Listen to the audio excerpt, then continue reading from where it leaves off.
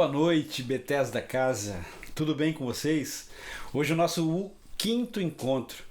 Que alegria poder entrar na sua casa, sentar com vocês aí, de alguma maneira, né? Eu tô junto. Que bom, que alegria. O Bethesda Casa tem chegado em tantos lugares, várias pessoas comentando, e eu tô muito feliz, porque a palavra de Deus tem sido repartida, né? Esses encontros é como que se a gente se assentasse à mesa para fazer uma refeição, né? A gente pode usar essa metáfora. Que bom, que bacana. Deixa eu dar aqui alguns avisos enquanto o pessoal está chegando. Fala pra gente aí no chat como tá chegando o áudio, como tá chegando a imagem. É importante que você nos dê esse feedback pra gente sempre melhorando, tá bom? Tá. Como que tá aí o áudio e a imagem? Dá um toque pra gente. Pega o link que você usou para acessar o canal e manda para um amigo, manda para sua mãe na outra cidade, para o seu pai, manda para o seu tio, para um primo, manda para um amigo agora, fala para ele entrar e sentar um pouco, respirar fundo, que nós vamos ler a palavra de Deus, e isso vai trazer um refrigério, vai produzir esperança. Faz isso agora, enquanto o pessoal está chegando, enquanto as pessoas que já estão aí tá se arrumando, tá se ajeitando aí. Que bacana, que legal. Eu gostaria também de te pedir o seguinte, que agora que você está assistindo aí, você já deixa o seu like. Tem aí embaixo, tem um sinalzinho assim, né? É isso, né, Gu? Sinalzinho assim, né? Deixa um like, clica lá, isso é muito importante pra gente. Você que nos acompanha e ainda não se inscreveu no Bethesda Casa, nesse projeto especificamente, na descrição do vídeo aqui embaixo tem um linkzinho, você clica aí e você preenche esse linkzinho. Por quê? Pra gente poder mandar para você, além dessa possibilidade de você estar nos assistindo, a gente está mantendo um contato, você também recebeu o material de apoio que a gente produz para você refletir, para você pensar o texto que a gente acabou de ler, tá bom? Então embaixo na descrição tem um link, você clica aí e preenche o seu cadastro. É coisa simples, coisa de sei lá, 30, 40 segundos, tá bom? Se você não quiser fazer agora, para não perder a nossa conversa, faz depois, tá bom? Mas manda, vamos espalhar essa notícia. A gente está chegando hoje em Portugal. O Rogério está lá em Portugal assistindo a gente. Que bacana, que bom. Deus abençoe você aí, Rogério, você, a Ju, as crianças, que essa jornada seja muito frutífera aí também. Deus abençoe e obrigado pela sua companhia, tá bom? Queria também que você, que não é ainda da comunidade da Igreja Bethesda de Osasco, que você nos visitasse nas redes sociais. A gente está no Instagram, a gente está no Facebook e a gente está no YouTube, né? Bethesda Os no YouTube e Igreja Bethesda de Osasco nas outras redes, tanto o Facebook como o Instagram. Eu acho que é isso, né? Estou muito feliz sempre poder encontrar vocês dessa forma, né? Usando aqui a tecnologia para esse objetivo gostoso. A gente tem na nossa comunidade, na Igreja Bethesda de Osasco, gente de vários lugares, de várias cidades inclusive. Nós temos pessoas que estão reunidas ali em Cotia, né? Com a Rosana, com o Edinaldo e a Kátia, a Deusita, os familiares. A gente tem gente lá em Itapevi, com o G e com a Adriana, a Aline Pan, blogueira, né? A Aline Pan. A gente tem pessoas em Carapicuíba, Barueri, Rancharia, os pais da Andréa. Um beijo para vocês, Deus abençoe, viu? Obrigado pela companhia. Então tem gente espalhada tudo quanto é lugar, São Paulo, né? Que bom, que alegria, que alegria. A nossa alegria é essa, de que o Evangelho chegue para a gente dialogar, para a gente pensar a vida, para a gente pensar o nosso tempo, né? O que está rolando hoje. Essa celebração do ódio, né, cara? A gente precisa conversar sobre isso, é um assunto muito sério. E eu queria hoje começar um novo capítulo de Marcos, que é o capítulo 3.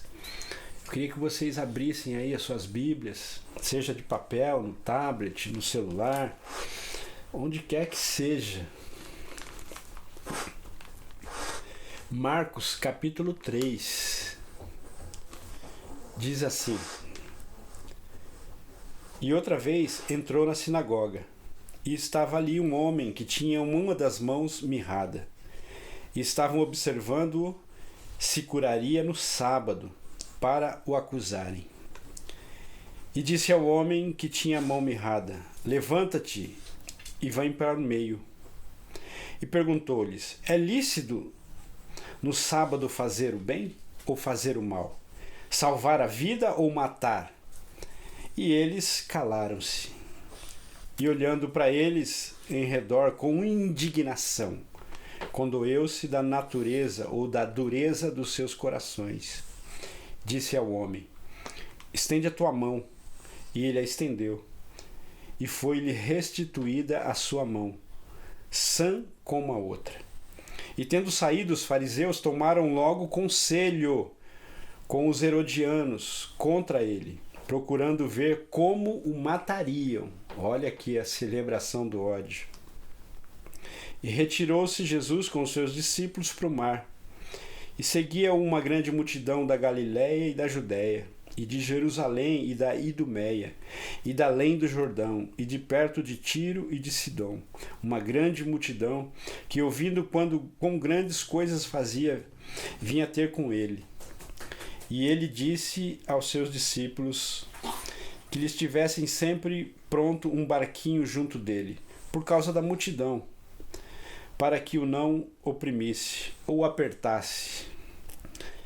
Porque tinha curado a muitos, e de maneira que todos quantos tinham algum mal se arrojavam sobre ele para lhe tocarem. E os espíritos imundos, vendo-o, prostravam-se diante dele e clamavam dizendo: Tu és o Filho de Deus. E ele os ameaçava muito, para que não o manifestasse. E subiu ao monte e chamou para si os que ele quis, e vieram a ele. E nomeou 12 para que estivessem com ele, e os mandassem a pregar. E para que tivessem o poder de curar as enfermidades e expulsar os demônios. A Simão, a quem pôs o nome de Pedro, e a Tiago, filho de Zebedeu, e a João, irmão de Tiago, aos quais pôs o nome de Boanerges, que significa filhos do trovão. A André, a Filipe, a Bartolomeu, a Mateus, a Tomé e a Tiago, filho de Alfeu, e a Tadeu, e a Simão, o cananeu, e a Judas Iscariotes, o que o entregou mais tarde. E foram para uma casa, e afluiu outra vez a multidão, de tal maneira que nem sequer podia comer o pão. E quando os seus ouviram isto, saíram para o prender, porque diziam: está fora de si. E os escribas que tinham descido de Jerusalém diziam: ele tem Beelzebu, e pelo príncipe dos demônios expulsa os demônios. E chamando-os a si, disse-lhes por parábolas: como pode Satanás expulsar Satanás? E se um reino se dividir contra si mesmo, tal reino não pode subsistir. E se uma casa se dividir contra si mesmo, tal casa não pode subsistir. E se Satanás se levantar contra si mesmo e for dividido, não pode subsistir antes, até o fim. Ninguém pode roubar os bens do valente entrando-lhe em sua casa, se primeiro não maniatar o valente, e então roubará a sua casa. Na verdade vos digo que todos os pecados serão perdoados aos filhos dos homens, e toda sorte de blasfêmia com que blasfemarem. Qualquer, porém, que blasfemar contra o Espírito Santo nunca obterá perdão, mas será réu do eterno juízo. Porque aquelas pessoas estavam dizendo, ele tem espírito imundo. E chegaram então os seus irmãos e sua mãe, e estando de fora, mandaram chamar Jesus.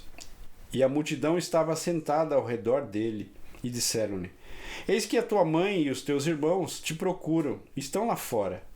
E ele lhes respondeu, dizendo: Quem é minha mãe e meus irmãos? E olhando em redor para que os que estavam assentados junto dele, disse: Eis aqui a minha mãe e os meus irmãos. Porquanto qualquer que fizer a vontade de Deus, esse é o meu irmão, e minha irmã, e minha mãe. Vamos orar? Obrigado, Senhor, por mais esse tempo juntos. Que a tua palavra caia num terreno fértil, adubado. E que a tua palavra cresça e produza uma árvore bonita, uma árvore capaz de acolher os pássaros, capaz de acolher gente cansada, sofrida. Que a tua palavra produza em nós humanidade, Senhor.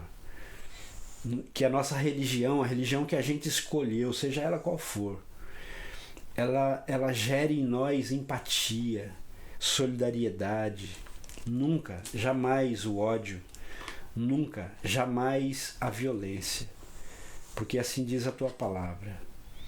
Nos ajuda nessa noite a encontrarmos um caminho do amor, o caminho da esperança que reside em Cristo Jesus. E é no nome dele que a gente ora e se reúne hoje à noite. Amém. Amém.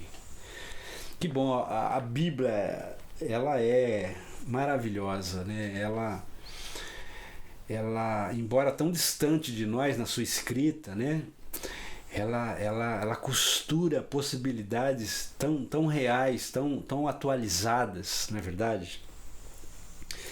E o capítulo 3 é bastante interessante.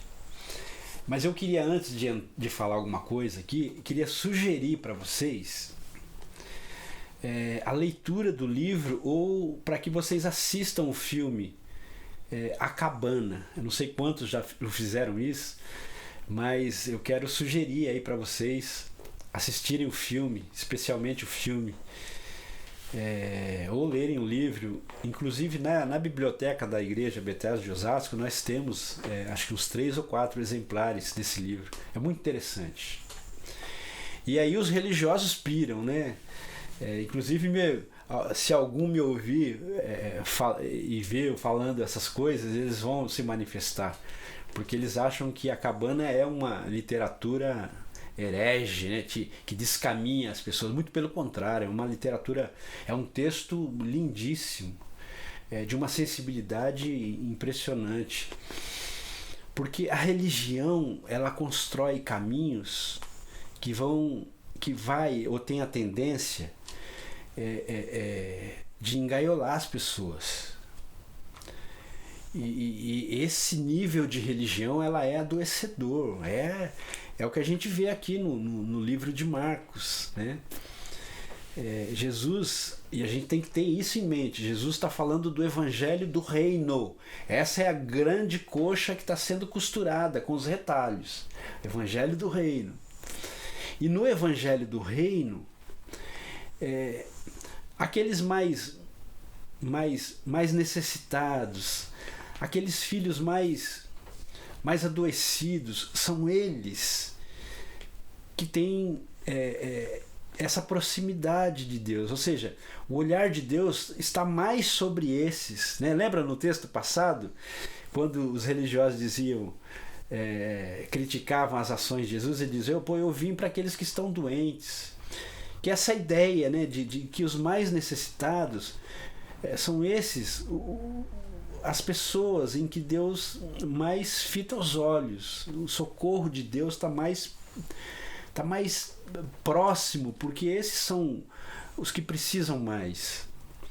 E o reino de Deus vem para todos, obviamente. Não tem distinção, não tem, né, alto, baixo, negro ou branco, não tem isso no reino de Deus.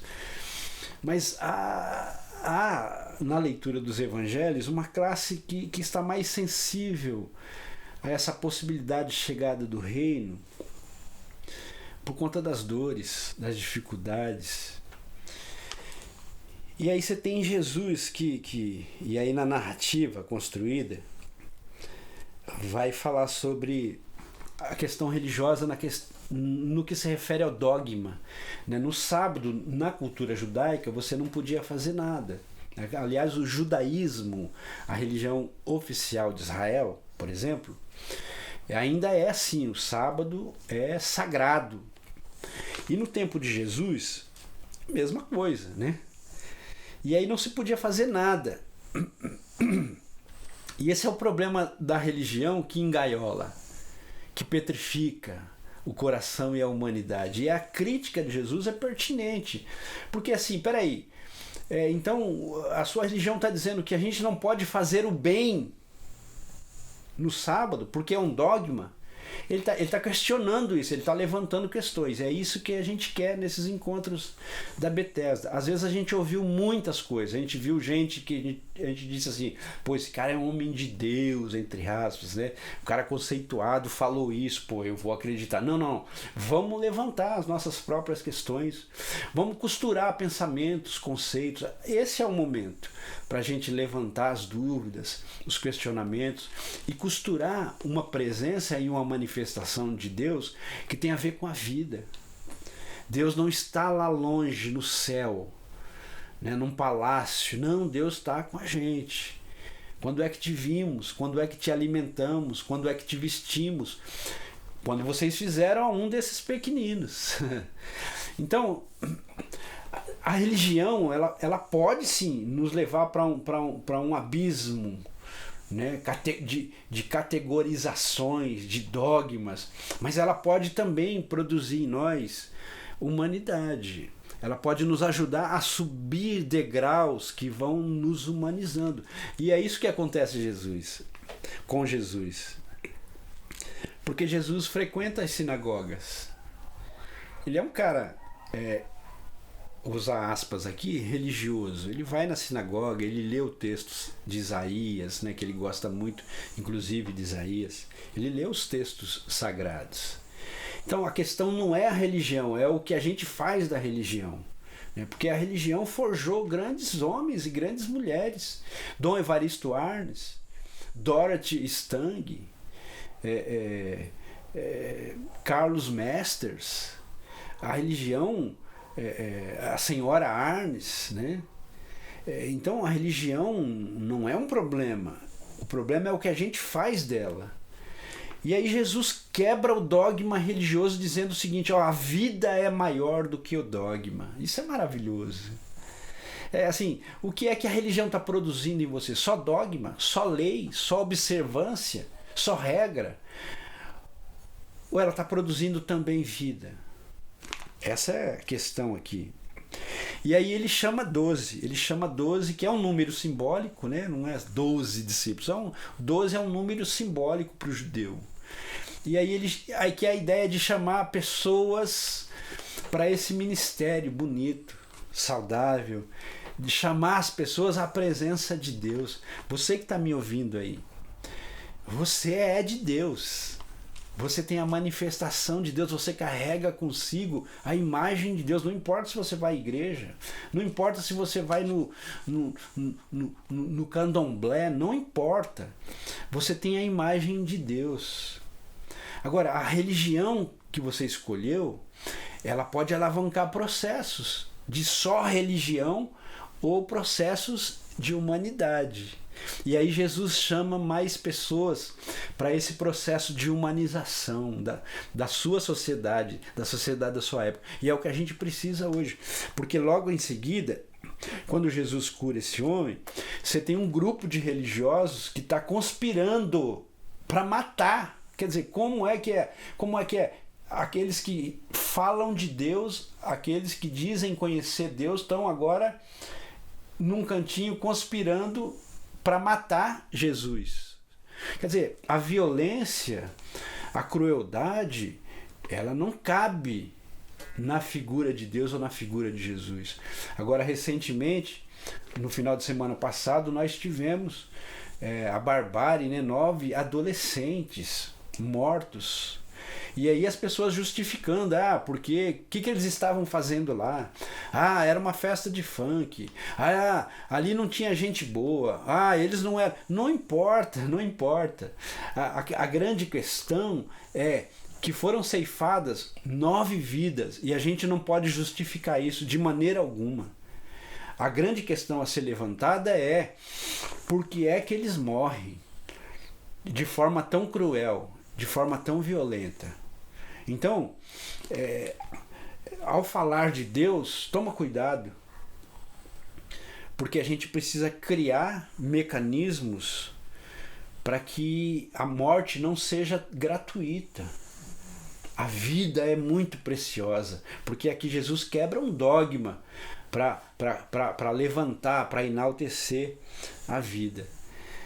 E aí o texto termina dizendo que a mãe e os irmãos de Jesus estavam ali, e ele diz, a minha mãe e os meus irmãos são aqueles que fazem a vontade do Pai. Eu acho isso fascinante. Hoje nós estamos reunidos como família de Deus. Muitas mães, muitos irmãos. A gente faz parte de uma família enorme. Você que está me ouvindo, tem muita gente reunida agora, nesse momento. E que é parte dessa grande família de Deus. Família de Deus, chamados de Deus para construir uma nova sociedade, que na linguagem bíblica é chamada de reino de Deus, onde todos têm vez e onde todos têm voz. Que Deus abençoe o seu encontro.